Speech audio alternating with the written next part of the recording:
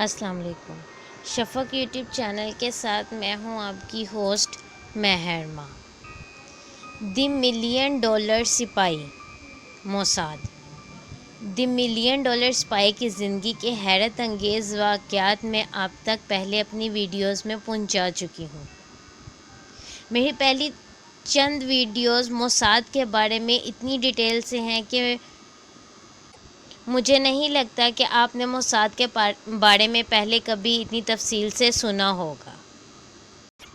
میری آخری ویڈیو میں نے آپ کو بتایا تھا کہ ایلی کوہن جو موساد ہے دمشق کی جانب سے جاسوسی کر کے اسرائیل اپنے ملک بھیجتا تھا اور پھر اپنے باس کے کہنے پر آخری بار وہ دمشق جانا چاہتا تھا، لیکن بدقسمتی سے یہ آخری سفر اس کا اس قدر بھیانک ثابت ہوا کہ ہم سوچ بھی نہیں سکتے۔ اس آخری مشن پر وہ دمشق فوجی کے ہاتھ لگ گیا۔ اسرائیلیوں کا سب سے بڑا خسارہ یہ تھا کہ ایلی کوہن دمشق فوج کے قبضے میں ہے۔ ایلی کوہن کے پکڑے جانے کے بعد کیا ہوا، اب وہ سنیں۔ کرنل سویدانی نے ان دو افسروں کی آمد پر خوشی کا اظہار نہیں کیا کیونکہ وہ اس واقعے سے درپردہ سیاسی فائدہ اٹھانے کا ارادہ رکھتا تھا، اور دو افسر وہ دونوں وہ لوگ تھے جنہیں صدر نے ایلی کوہن سے پوچھ گچھ کے لیے اس کے فلیٹ بھیجا تھا۔ صدر نے انہیں تنزیہ کہا کہ میرا خیال ہے کہ دمشق میں ہم دونوں سے زیادہ کوئی کمال کے فلیٹ کے بارے میں نہیں جانتا ہوگا، کیونکہ ان لوگوں کا کمال کے فلیٹ یعنی ایلی کوہن کے فلیٹ پر بہت زیادہ آنا جانا تھا۔ بہرحال چند گھنٹوں بعد صدر بذات خود ملٹری ہیڈ کوارٹر پہنچا تو قیدی کو اس کے سامنے پیش کیا گیا۔ صدر کو کسی تعارف کی ضرورت نہیں تھی۔ اس کے سامنے کھڑا شخص وہی ارجنٹائنی عرب تھا جسے اس نے بیونس ایئرز میں دوست بنایا تھا اور اسے دمشق بلا کر اس پر اس قدر اعتماد کیا تھا۔ اس کی بیوی نے آج بھی کمال کے تحفے میں دیا ہوا فرانسیسی فر کوٹ پہنا ہوا تھا۔ یہ غدار شخص کئی مرتبہ صدارتی محل میں اس کا ذاتی مہمان بن کر آیا تھا۔ وہ اسے بھائی سمجھتا رہا تھا۔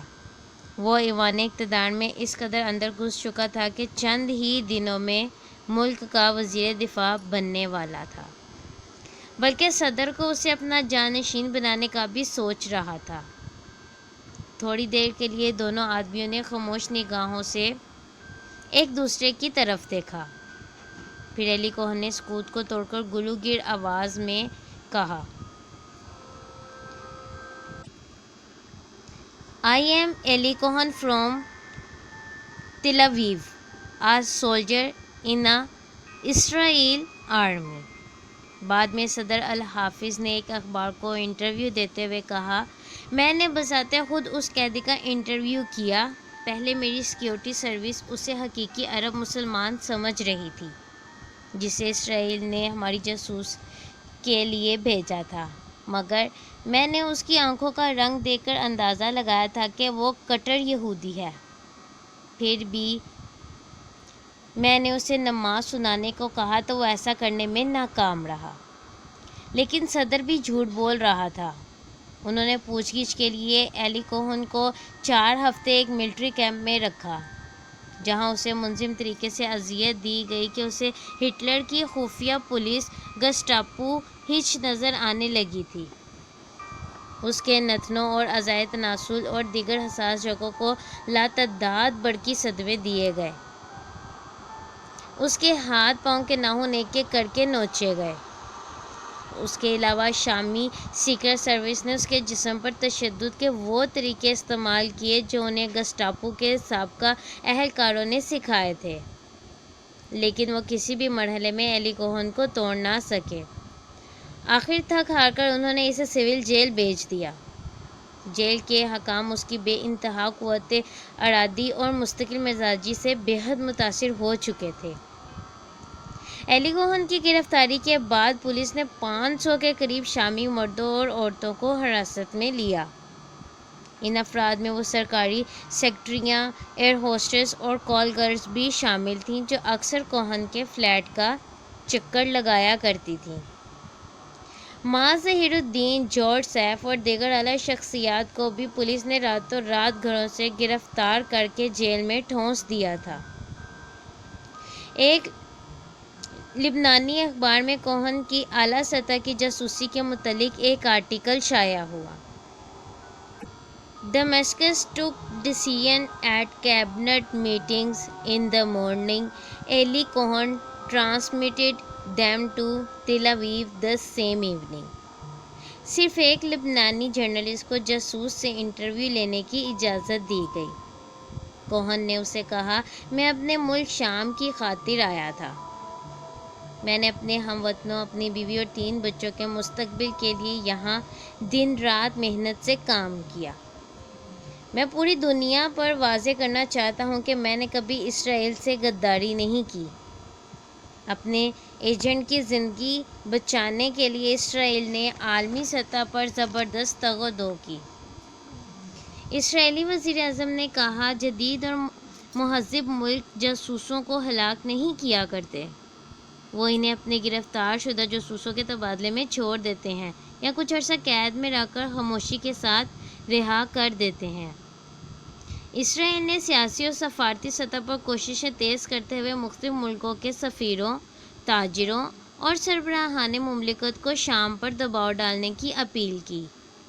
ایلی کوہن پر ایک خصوصی فوجی عدالت میں مقدمہ شروع ہونے والا تھا۔ وقت تیزی سے کھسک رہا تھا اور اسرائیل اس کی جان بچانے کے لیے ایڑی چوٹی کا زور لگا رہا تھا۔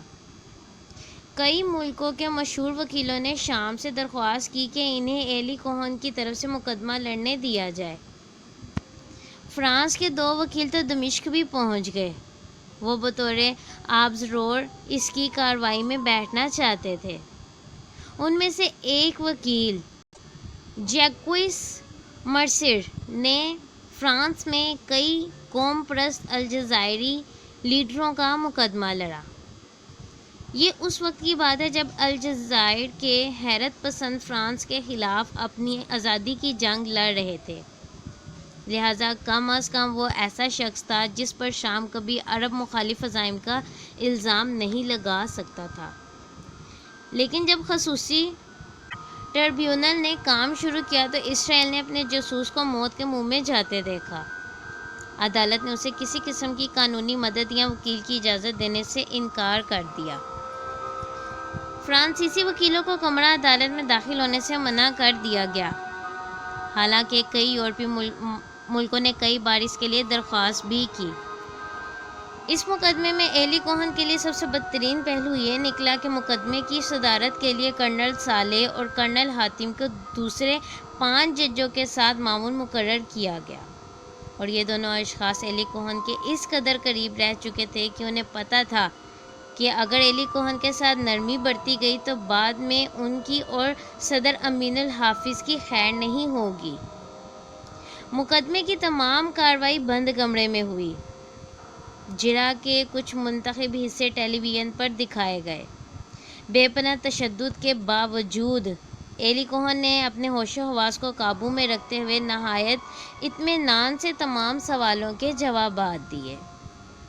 یہ بات بڑی حیران کن تھی۔ جب اس سے پوچھا گیا کہ کیا وہ کرنل حاتم اور صالح کو جانتا ہے تو اس نے نفی میں جواب دیا، لیکن اس نے اس کے علاوہ لاتعداد شامی افسروں اور تاجروں کے نام لیے جو بقول اس کے اکثر اس کی رہائش گاہ عیاشیوں کے لیے آیا کرتے تھے۔ ادھر تل ابیب میں موساد کے بڑوں نے اطمینان کا سانس لیا، کیونکہ ایلی کوہن کمال ہوشیاری کے ساتھ عدالتی جرح کا سامنا کر رہا تھا۔ جب اس نے بڑی عدالت میں کرنل صالح اور حاتم کو پہچاننے سے انکار کیا تو موساد کا ہیڈ کوارٹر سمجھا کہ شاید کوہن کا ان کے ساتھ کوئی خفیہ معاہدہ ہوا ہے۔ فرانسیسی وکیلوں کا بھی یہی خیال تھا۔ جب ایک جج نے جارج صاحب سے جرح کی کہ وہ واقع ملزم کے گھر اکثر جایا کرتا تھا تو اس نے جواب دیا کہ وہ بالکل وہاں اکثر جاتا تھا، لیکن میں نے کبھی اس کی خاطر جاسوسی نہیں کی۔ پھر اس نے کرنل صالح کی طرف دیکھتے ہوئے کہا، لیکن میں اکیلا اس قسم کی حرکتوں میں ملوث نہیں رہا تھا۔ 8 مئی کو عدالت نے اسے جاسوسی کے جرم میں سزائے موت کا حکم سنایا۔ اس کے شریک جرم معاذ ظہیر الدین کو 5 سال قید بامشقت کی سزا ہوئی۔ عدالت کے اس فیصلے کے بعد ایلی کوہن کی جان بچانے کے لیے اسرائیل نے اپنی کوششیں اور بھی تیز کر دیں۔ نادیہ کوہن پیرس گئی، جہاں وہ شامی سفارت خانے میں شامی سفیر کے ساتھ ملی اور اپنے شوہر کی زندگی بچانے کے لیے مدد کی درخواست کی، مگر سفیر نے اپنی معذوری کا اظہار کیا۔ پوپ جان پال VII، ملکہ الزبیتھ، ملکہ Belgium, Canadian Prime Minister, International Red Cross اور درجنوں دوسری تنظیموں اور افراد نے شامی حکام سے رحم کی اپیلیں کی۔ بیونس ایئرز سے عیسائی راہب کارڈینل الفریڈو، جو کہ خود بستر مرگ پر پڑا ہوا تھا، نے صدر الحافظ کو ایک خط میں اپیل کی کہ موت کی آغوش میں جانے والے ایک بیمار شخص کی آخری خواہش کے طور پر ایلی کوہن کو معاف کر دیا جائے۔ اسرائیلی ریڈیو نے متعدد گرفتار شدہ شامی جاسوسوں کی فہرست کا اعلان کیا اور پیشکش کی کہ کوہن کے بدلے ان تمام کو رہا کر دیا جائے گا۔ ایک فرانسیسی ڈاکٹر مورس، جس نے چند ماہ پہلے صدر امین الحافظ کے گردوں کا ایک پیچیدہ آپریشن کیا تھا، نے صدر کو ایک خط لکھا۔ In the name of life I have given you, I ask you to spare Eli Cohen, to be responsible۔ حتیٰ کہ سویت بلاک سے بھی دبی زبان میں اپیل ہوئی تھی، لیکن دمشق نے پوری دنیا کے لیے اپنے کان بند کر لیے تھے۔ اس کی بڑی وجہ وہ طاقتور انتقامی جذبہ تھا جو اسرائیل کے خلاف یہاں موزوں تھا۔ کوہن نے خوفناک حد تک اس ملک کو نقصان پہنچایا تھا، بلکہ شام کے وہ تمام منصوبے اور عزائم خاک میں ملا دیے تھے جس کے تحت وہ اسرائیل کو نیست و نابود کرنا چاہتا تھا۔ مثلاً ابھی 6 ماہ قبل نومبر 1964 میں اسرائیلی مارٹر اور توپ خانہ اچانک شام کے دریائے اردن پر جاری آبی منصوبے پر حملہ آور ہوا۔ انہوں نے محض چند گولے فائر کیے اور پھر واپس اپنے اڈے پر آ گئے، کیونکہ ایلی کوہن نے اس منصوبے کے متعلق کس قدر تفصیلی معلومات اور نقشے فراہم کیے تھے کہ اسرائیلیوں کو شام کے بلڈوزروں، پمپ اسٹیشنوں اور دوسری تنصیبات کو تباہ کرنے میں 1 گھنٹہ بھی نہیں لگا تھا۔ شام کو سارا پروجیکٹ ملتوی کرنا پڑا اور یوگوسلاویہ کی فرم کروڑوں ڈالر کے نقصان کے بعد واپس چلی گئی۔ ایک فرینچ ملٹری آفیسر جو صدر امین الحافظ کا ذاتی دوست بھی تھا، اس نے ایک شامی عورت سے شادی رچائی تھی۔ فوراً ایک خصوصی پرواز میں دمشق پہنچا۔ وہ ایلی کوہن کے لیے زندگی خریدنے آیا تھا۔ اس کی جیب میں $1 ملین کا چیک اور ایک خط تھا جس میں شام کے لیے لاتعداد ٹریکٹر، بلڈوزرز، طبی آلات اور ایمبولینس گاڑیوں کا پکا وعدہ درج تھا۔ صدر حافظ نے اس فرانسیسی افسر کو صدارتی محل میں گھسنے بھی نہیں دیا۔ مالی پیشکش کا یہ راز کسی طرح فاش ہوا تو دنیا بھر کے اخبارات نے کوہن کو $1 ملین سپاہی کا خطاب دیا۔ اسرائیل کا جب یہ پلان بھی ناکام ہوا تو مشیروں نے اسرائیلی وزیر اعظم کو شام پر براہ راست حملہ کرنے کا مشورہ دیا، لیکن اس پلان کو بھی رد کر دیا گیا۔ 17 مئی کو رات کے 10 بجے ریڈیو دمشق نے اعلان کیا کہ مجرم کو بہت جلد چوک شہداء پر پھانسی دے دی جائے گی۔ یہ چوک روایتی طور پر اسی کام کے لیے مشہور تھا۔ اس شب انتہائی پریشانی کی حالت میں اسرائیل نے ویٹیکن کے ساتھ ٹیلی فون پر رابطہ کیا۔ اس وقت نیند کی آغوش میں تھا، تاہم اس کے نائب کارڈینل نے وعدہ کیا کہ وہ تھوڑی دیر میں پوپ کو جگا کر سب کچھ بتا دے گا تاکہ وہ دمشق کو ایک بار پھر اپیل کرے۔ ایلی کوہن کو پھانسی ہوئی یا نہیں، کسی کی اپیل دمشق میں سنی گئی یا نہیں، وکیلوں کے ساتھ کیا کچھ ہوا، ایلی کوہن آخر کس طرح اپنے انجام کو پہنچا، اس کا آخری پارٹ سننے کے لیے ہمارے چینل کو لائک اور سبسکرائب کرنا مت بھولیں۔